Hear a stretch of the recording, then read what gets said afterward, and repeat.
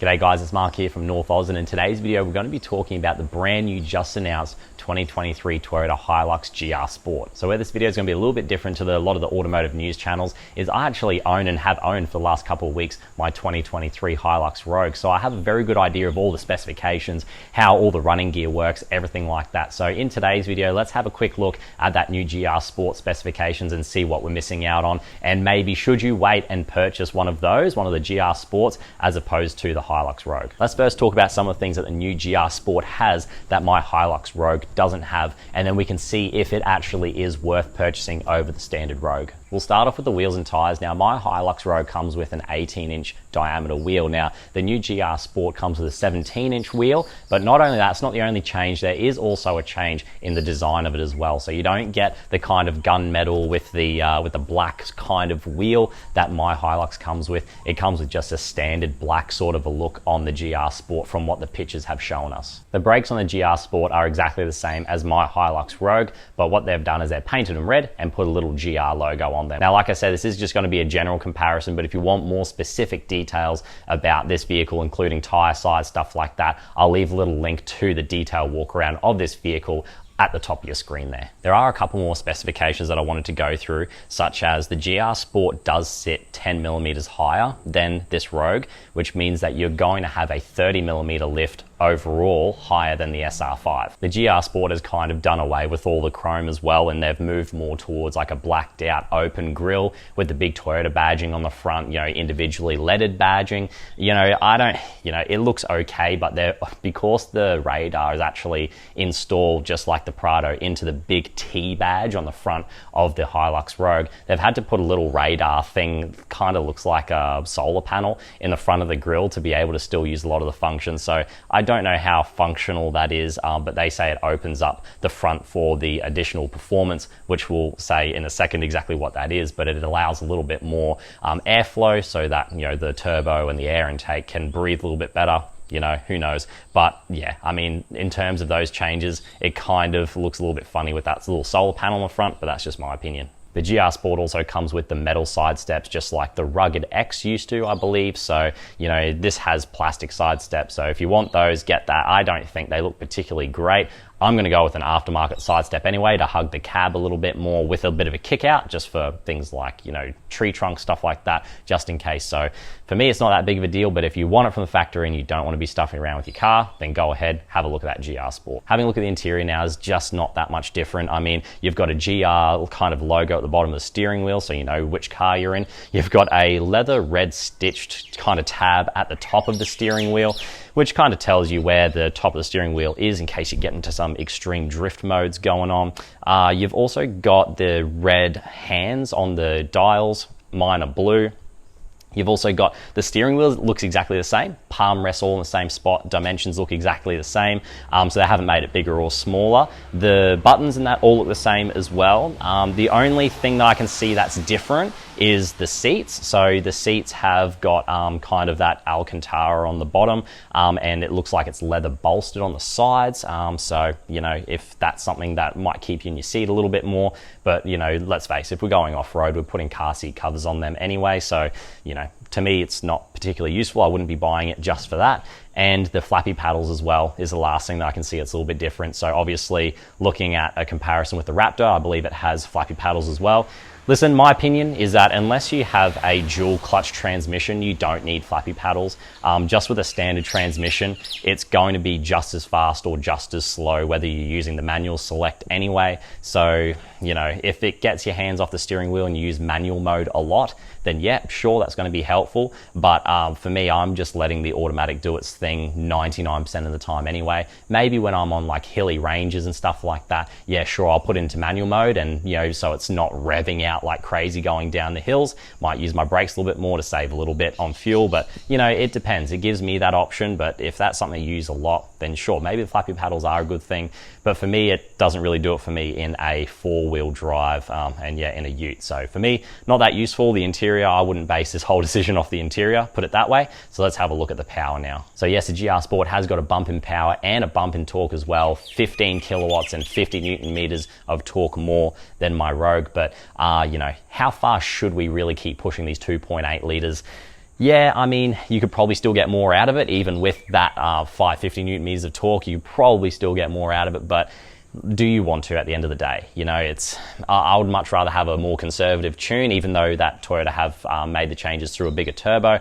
I would much rather have a more conservative tune to make sure that it's going to have, you know, a longer lifespan. But, you know, I don't know what the Toyota engineers have come up with. I haven't driven the car yet either, so I really don't know how it's going to go in terms of reliability and how it feels different to this vehicle. Will you notice the extra 50 Newton meters of torque?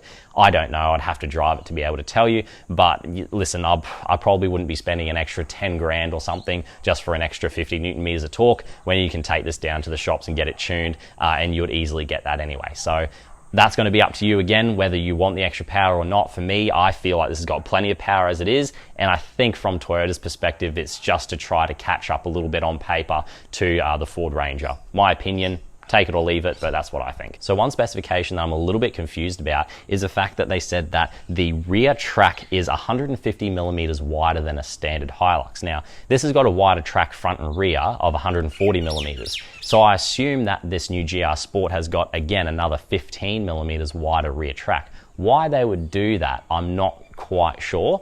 I'm sure it's got something to do with stability and that, but would they have to change all the things like the rear torsion bar, you know, the diffs and everything? Because they had to do all that when they changed the rear track and the track on this Hilux Rogue compared to the SR5. So do they have to re-engineer all that stuff, and will they be completely different parts altogether compared to the Rogue, or will they share the same parts? Sorry guys, I failed to mention 3 things when I was recording this video now that I've gone back and had a look at some more of the pictures in a bit more detail. One is the roof appears to be black, which my Rogue doesn't have. My Rogue is just color matched all the way through. The back of the GR Sport also has 2 red recovery points, one on each corner of that rear bar. You can see that poking out there. I'll put some pictures up on the screen for you.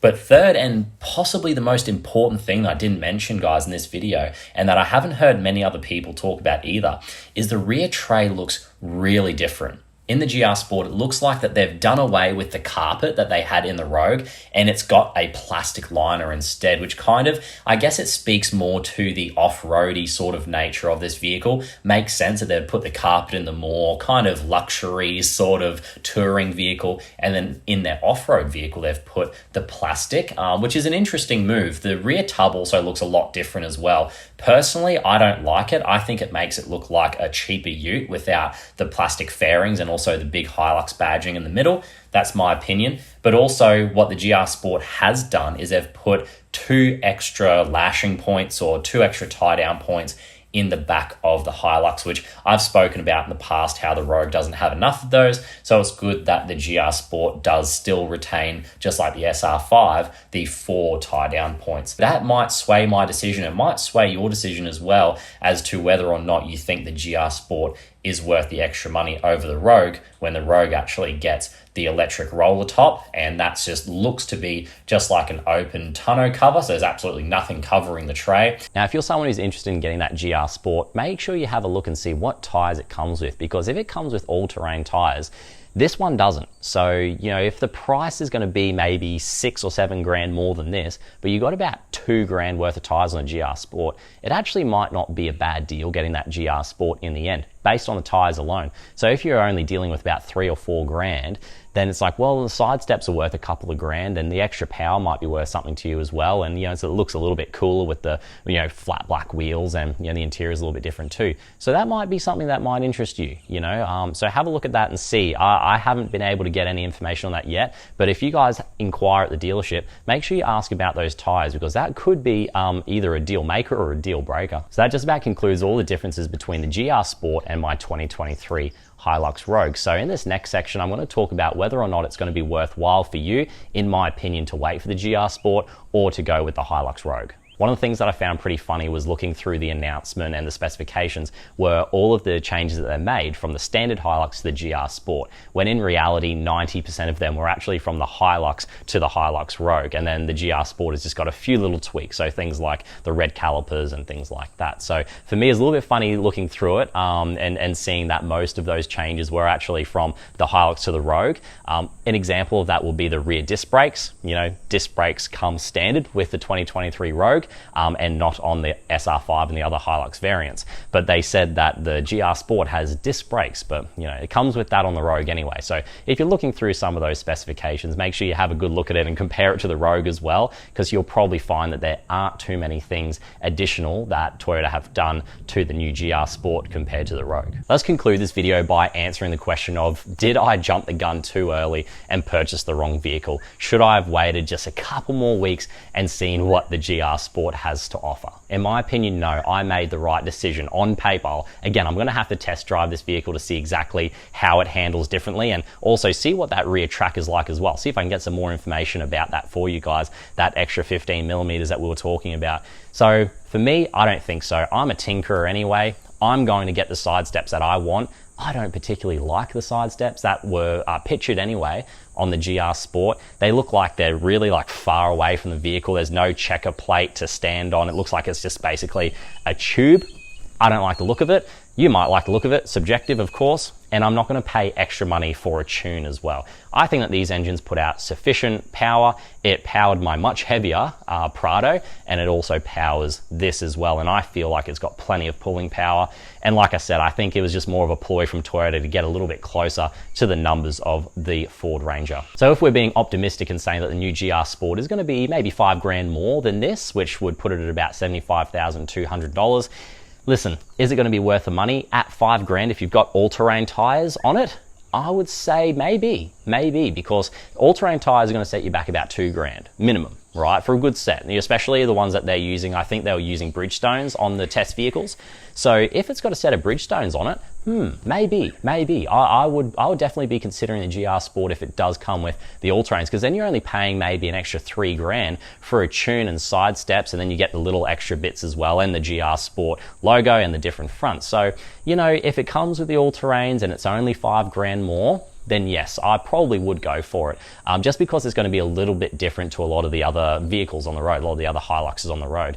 For me though, I'm happy with the Rogue in terms of being able to get it sooner, because the new GR Sport doesn't come out until towards, I think it's the middle of the year. It's got set to be released, but who knows with waiting times and the supply chain waiting times. Listen, I've got my Hilux Rogue now. I'm stoked with it. I'm going to test drive the GR Sport at some point. We'll see what happens. Hopefully this video gets lots of likes and Toyota will notice it and they'll invite me out to one of their events. That would be pretty awesome. But for me, I don't think it's going to be worth that much extra to go out and purchase it, and also for the waiting time. For me, I'm happy with my Hilux Rogue. I think all the changes and all the necessary changes that should have happened have already happened to this vehicle. It probably should have gotten a little bit more power if they already had it in the GR Sport anyway. But listen, I'm not too upset about it. Should I have waited for the GR Sport announcement? Probably. Listen, I'm happy with this, all right? And I'm going to probably leave it there with saying that I'm happy with the 2023 Rogue. I'm not upset that they've got a little bit more power in the GR Sport and there's a few little tweaks here and there. I'm stoked with this. That's my opinion anyway.